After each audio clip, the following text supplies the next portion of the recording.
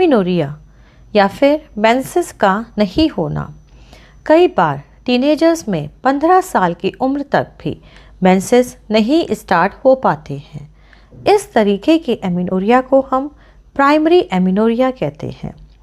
दूसरा होता है सेकेंडरी एमिनोरिया, जिसमें आपके पीरियड्स स्टार्ट तो हो गए हैं लेकिन ये किसी वजह से वो रुक गए हैं या फिर कुछ टाइम तक होने के बाद वो बहुत ज़्यादा इर्रेगुलर हो गए हैं। तो इस तरीके के एमिनोरिया को हम सेकेंडरी एमिनोरिया कहते हैं। अब यदि किसी को 3 महीने तक मेंसेस नहीं हो रहे हैं तब उनको क्या कारण हो सकते हैं, या फिर टीनेजर्स में यदि मेंसेस नहीं स्टार्ट हुए हैं तो क्या कारण हो सकते हैं। First is hormonal imbalance.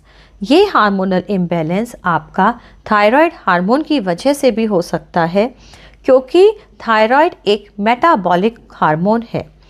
Thyroid affects your metabolism to be either too low और टू फास्ट, जिसकी वजह से आपके मेंसेस इर्रेगुलर हो सकते हैं।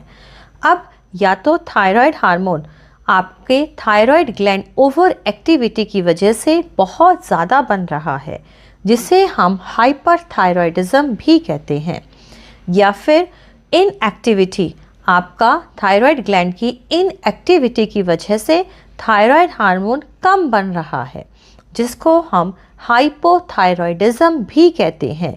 इन दोनों ही केस में आपके मेंसेस या तो रुक सकते हैं या फिर इर्रेगुलर हो सकते हैं। तो first is thyroid hormone. Second hormonal disorder is polycystic ovarian syndrome. In this hormonal disorder, women's ovary produces an excess of androgen hormone. इसमें जो वुमेन्स ओवरी होती हैं वो एंड्रोजन हार्मोन बहुत ज़्यादा एक्सेस में सिक्रीट करने लगती है।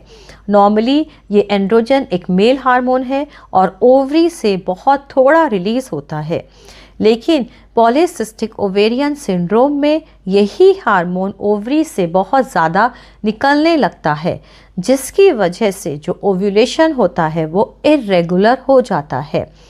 ओव्यूलेशन के इर्रेगुलर होने की वजह से जो एग्स होते हैं वो इमैच्योर एग्स रिलीज़ होने लगते हैं ओवरी में, और यही इमैच्योर एग्स बाद में धीरे धीरे सिस्ट में कन्वर्ट होने लगते हैं, जिसकी वजह से आपके मेंसेस या तो बिल्कुल रुक जाते हैं या बहुत कम होते हैं या इर्रेगुलर हो जाते हैं। तो second hormonal disorder is polycystic ovarian syndrome. Third is tumour in pituitary gland, जिसको हम एडिनोमा भी कहते हैं। पिट्यूटरी ग्लैंड जहाँ से आपके हार्मोन सिक्रीट होते हैं, हाइपोथैलेमस से सिग्नल मिलने के बाद पिट्यूटरी ग्लैंड जो कि ब्रेन में होता है वहाँ से हार्मोन्स रिलीज़ होते हैं। अब यदि इसी पिट्यूटरी ग्लैंड में कोई ट्यूमर है तो भी आपके हार्मोन्स डिस्टर्ब हो जाते हैं, जिसकी वजह से आपको एमिनोरिया या मेंसेस नहीं होते हैं या फिर मेंसेस होने के बाद रुक जाते हैं। तो third hormonal disorder can be due to adenoma और tumour in the pituitary gland. अब हार्मोनल डिसऑर्डर के अलावा second cause of amenorrhea can be lifestyle. Second cause of amenorrhea can be low body weight. अब ये low body weight can be due to anorexia. आप खाना बिल्कुल नहीं खा रहे हैं, आपका वेट ना बढ़ जाए इस डर की वजह से, या फिर बुलीमिया, आप खाते तो बहुत ज़्यादा हैं लेकिन खाने के बाद वॉमिटिंग कर देते हैं इस डर से कि आपका वेट ना बढ़ जाए, या फिर यंग एथलीट्स जो बहुत ज़्यादा एक्सरसाइज करते हैं, या फिर स्ट्रेस जो लोग बहुत ज़्यादा स्ट्रेस लेते हैं, या फिर यंग गर्ल्स यदि बहुत ज़्यादा स्ट्रेस में हैं, चाहे वह पढ़ाई की हो चाहे जॉब की, तब भी it affects your hypothalamus. Hypothalamus is the part of brain that regulate the production of your hormones. तो stress also affects your menses. Stress की वजह से या तो पीरियड्स बिल्कुल रुक जाते हैं या फिर बहुत इर्रेगुलर हो जाते हैं. अब थर्ड कॉज इज़ मेडिकेशन। ये मेडिकेशन या तो ओरल कॉन्ट्रासेप्टिव पिल्स हैं या फिर आप कोई और दवाई ले रहे हैं, चाहे वह ब्लड प्रेशर की हो या एंटी डिप्रेसेंट्स या एंटी साइकोटिक्स। तो ये दवाइयाँ भी आपके मेंसेस को इरेगुलर करती हैं। Fifth cause of amenorrhoea is uterine scarring. अब यदि आपने कोई ट्रीटमेंट लिया है जिसमें आपके यूट्रस पर खरोंच आई है, चाहे वह फाइब्रॉइड के लिए लिया हो या फिर आपने डीएनसी डायलिटेशन एंड क्यूरेटिज करवाया हो, जिसकी वजह से आपके यूट्रस में स्कारिंग हो गई है, तब भी आपके मेंसेस डिस्टर्ब हो जाते हैं। Uterine scarring prevents the normal construction and shedding of the endometrium, जो कि मेंसेस में एंडोमेट्रियम ही बनती है और टूटती है। तो स्कारिंग की वजह से यदि यह डिस्टर्ब हो जाती है तो भी आपके मेंसेस या तो रुक जाते हैं या बहुत इरेगुलर हो जाते हैं। Fifth is pregnancy and breast feeding. Pregnancy में भी आपके मेंसेस रुक जाते हैं और यदि आप ब्रेस्ट फीड करा रहे हैं तो भी आपको एमिनोरिया या मेंसेस रुक जाते हैं हार्मोन्स की वजह से, जो कि नॉर्मल है। अब यदि टीनेजर्स में 15 इयर्स की एज तक भी आपको मेंसेस नहीं हुआ है, तब आपको कोई बर्थ डिफेक्ट या यूट्राइन एब्नॉर्मेलिटी भी हो सकती है। आपको कोई वेजाइनल ऑब्स्ट्रक्शन है या फिर आपके रिप्रोडक्टिव ऑर्गन्स जिसमें आपका यूट्रस है, सर्विक्स है या वेजाइना है, फुल्ली डेवलप नहीं हो पाए हैं। ये आपको अल्ट्रासाउंड से ही पता लगेगा या थॉरो वेजाइनल एग्जामिनेशन से कि कोई ऑब्स्ट्रक्शन तो नहीं है।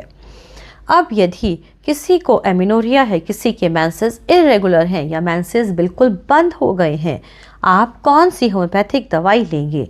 तो अपने इस वीडियो में मैं आपको टॉप बेस्ट होम्योपैथिक दवाई के नाम बताऊंगी जिसका हमने बहुत अच्छा रिजल्ट देखा है एमिनोरिया के केसेस में। और किसी को यदि मेंसेस नहीं हो रहे हैं तो इन दवाइयों को ज़रूर लेना चाहिए। फर्स्ट मेडिसिन इज़ काली काब।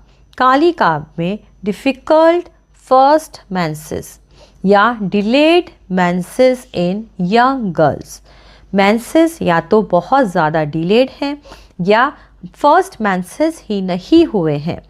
इसके साथ साथ मेंसेस यदि हो भी रहे हैं तो बहुत ज़्यादा स्कैंटी हैं, बहुत कम हो रहे हैं, या फिर आपकी कमर में बहुत ज़्यादा दर्द है, आप बहुत ज़्यादा थके हुए रहते हैं, आप काली काब 200 पोटेंसी की एक डोज रात को सोने से पहले ज़रूर लें। Second medicine is pulsatilla. Pulsatilla भी एमिनोरिया की टॉप मेडिसिन है। पल्सेटिला में या तो मेंसेस हुआ ही नहीं है, फर्स्ट मेंसेस अभी तक हुआ ही नहीं है, या फिर यदि हो गया है तो मेंसेस बहुत लेट हो रहे हैं और बहुत ही थोड़े हो रहे हैं, बहुत स्कैंटी हैं, कोई हार्मोनल प्रॉब्लम भी है जिसकी वजह से आपको मेंसेस इरेगुलर हैं या फिर मेंसेस बहुत देर में हो रहे हैं, तब आप पल्सेटिला को ज़रूर दीजिए। पल्सेटिला को आप 1 mg पोटेंसी में दीजिए। पल्सेटिला 1 mg पोटेंसी की 3 डोज आप 15-15 मिनट पर ज़रूर दें। तो एमिनोरिया में पल्सेटिला 1 mg की 3 डोज आप हर हफ्ते रिपीट करें। तो पल्सेटिला 1 mg यदि हार्मोनल डिसऑर्डर है, आपके मेंसेस बहुत लेट हैं, बहुत स्कैंटी हैं या फर्स्ट मेंसेस नहीं हुए हैं, तो पल्सेटिला 1 mg को 3 डोज आप हर हफ्ते रिपीट करें। थर्ड मेडिसिन इज़ सीपिया। जिस तरीके से पल्सेटिला में भी हार्मोनल डिसऑर्डर है, सीपिया में भी हार्मोनल डिसऑर्डर है। हार्मोनल डिसऑर्डर की वजह से आपको मेंसेस नहीं हो रहे हैं या फिर आपको पॉलीसिस्टिक ओवेरियन डिजीज़ है जिसकी वजह से आपकी ओवरी में बहुत ज़्यादा सिस्ट बन गए हैं, या फिर आपके जो मेंसेस यदि हो रहे हैं तो बहुत स्कैंटी हैं, बहुत देर में होते हैं, तब भी आप सीपिया को 200 पोटेंसी में लें। इस सीपिया 200 की आप दो बूंदें दिन में 2 बार लें। तो सीपिया 200 को आप दिन में 2 बार अपनी जीभ पर डालें। पीसीओडी की वजह से यदि किसी को मेंसेस नहीं हो रहे हैं या बहुत लेट है, तब पीसीओडी में हम एपिस मेलिफेरा भी देते हैं। तो एपिस की 30 पोटेंसी की 2 बूंदें आप दिन में 3 बार लें।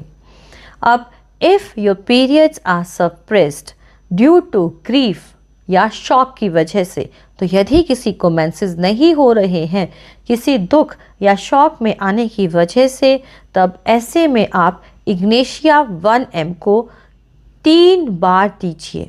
3 डोज 15-15 मिनट पर आप इग्नेशिया 1M की दें। और नेक्स्ट वीक में आप नेट्राम्यूर 1M 3 डोज दीजिए। नेट्राम्यूर की भी 1M पोटेंसी की 3 डोज आप 15-15 मिनट पर दीजिए। तो इग्नेशिया 1M और natrum mur 1M if amenorrhoea is present either due to grief, sadness और डिप्रेशन की वजह से, कोई दुख की वजह से आपके मेंसेस रुक गए हैं, तब आप इग्नेशिया 1M और नेट्राम्यूर 1M को ज़रूर लें। इसकी 3 डोज आप हर हफ्ते रिपीट करें। Last is senecio aureus.